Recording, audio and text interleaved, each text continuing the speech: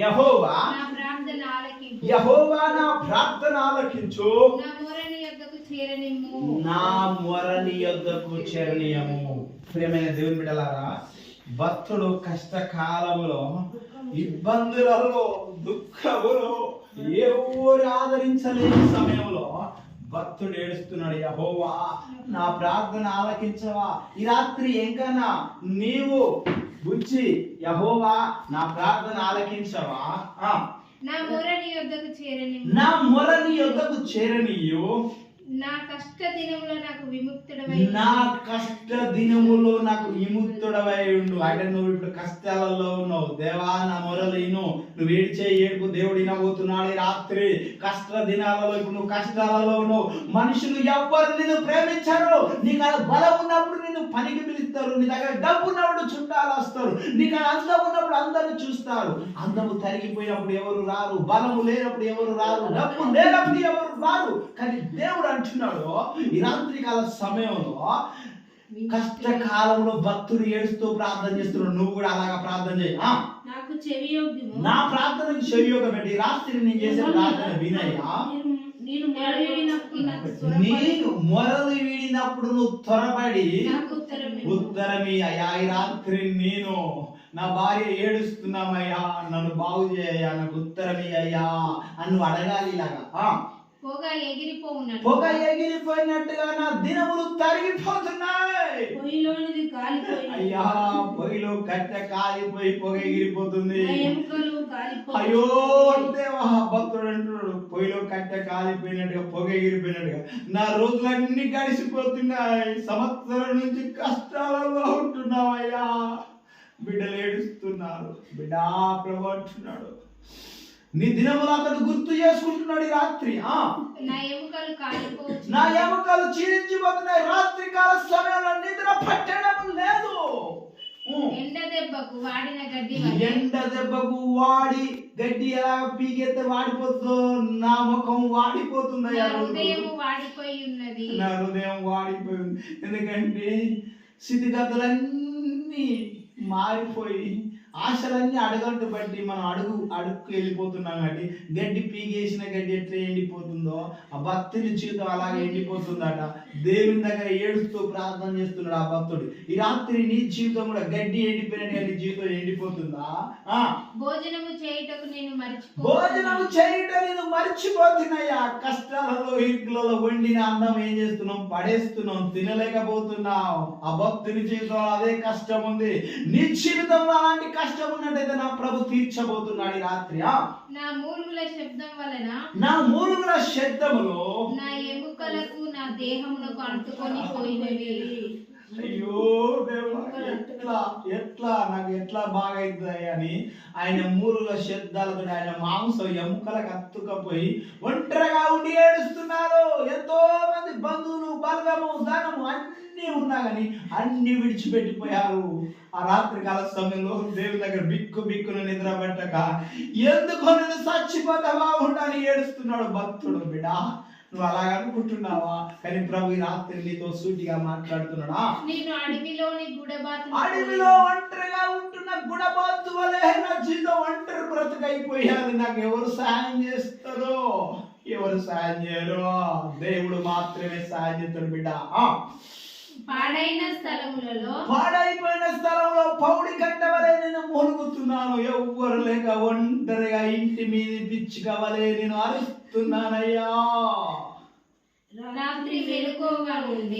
రాత్రి నిద్ర పట్టక మెలకువగా ఉండి ఇంటి మీద ఒంటిగా ఉన్న పిచ్చుక వలె ఉన్నాను. ఒంటరిగా ఉండి పిచ్చుక వలె నువ్వు ఏడుస్తున్నావు. బిడ్డ, నీ దుఃఖముని రాత్రి కొట్టివేస్తానికి దేవుడు నిన్ను స్థలంలోకి తీసుకొచ్చిండు. నీ పట్ల నీ జాతి ప్రజలకు ఒక ప్రణాళిక ఉంది. దేవుడు నిన్ను ఎంచుకొని నిన్ను ఏర్పాటు చేసుకొని నువ్వే ఒక పత్రికగా మార్చబడబోతావు. సీమోనైనా నన్ను దేవుడు దర్శించి నన్ను బలపరిచిన దేవుడు నిన్ను బలపరచును గాక. నన్ను స్వస్థపరిచిన దేవుడు నిన్ను స్వస్థపరచును గాక. నువ్వు ఎలాగ దుఃఖపడి ఏడ్చావో అప్పుడు దినములెల్లా నేను రాత్రులంతా ఏడ్చిన రోజు నాకు ఈ రోజు గుర్తుకొస్తున్నాయి. నేను పడే వేదనలో మీరు ఉన్నారు. నాకు చేసిన స్వస్థత నీకు జరుగును గాక.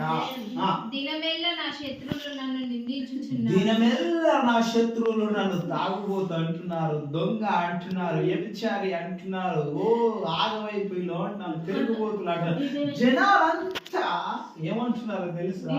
దినమెల్లా నిందిస్తున్నారట. నా మీద ఎక్కి కోపం గలవారై నా పేరు చెప్పి శపిస్తున్నారు. నా పేరు చెప్పి వాడు గట్ల కాకుండా ఎట్లయితాడు అని శపిస్తున్నారు. అది గట్ల కాకుండా ఎట్లయితుంది, దానికి ఇక్కడ లేదా అక్కడ లేదా, వాడు విన్నాడా, తాగిండు, తన రకరకాలుగా శపిస్తూ నవ్వుతూ ఏళ్ళగా మాట్లాడుతున్నారు. మన ముందు అయ్యో కష్టాలలో ఉన్నామని అంటారు, మనం లేనప్పుడు మన గురించి నవ్వులాట చేస్తారు. దినమెల్లా మన శత్రువులు మన మీద చెడ్డ మాటలలో పలుకుతూనే ఉంటారు. నీ కోపాగ్ని బట్టి నీ ఆగ్రహమును బట్టి బూడిదకు ఆహారము భుజించుచున్నాను.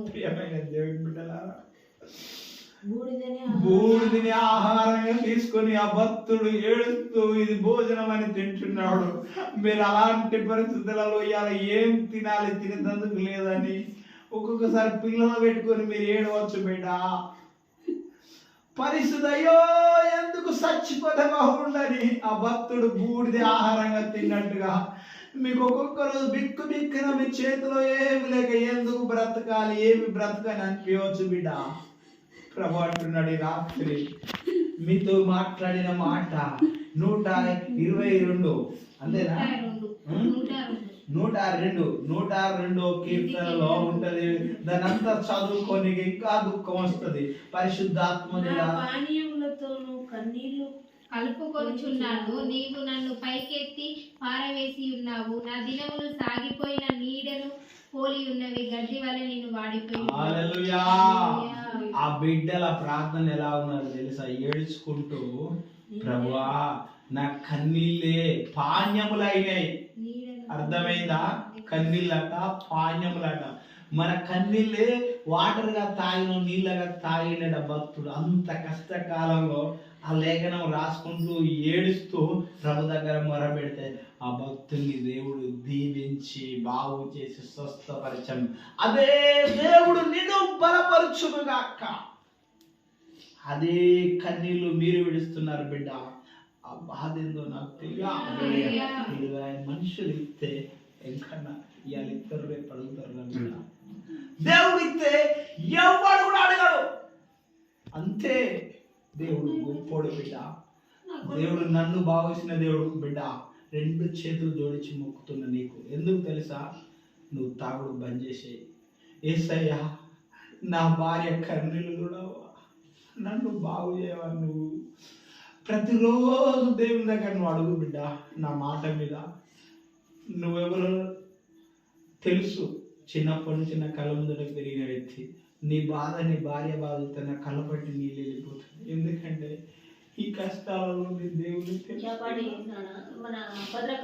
ఈ కష్టాలలో నేను ఒంటరిగా ఉండి తెలుసుకున్నాను. నీకైనా బాబాయ్ చెప్తున్నాడు, చిన్నమ్మ చెప్తున్నాడు, నాకు ఎవ్వరు కూడా చెప్పలే యేసు ప్రభువుని నమ్ముకోమని.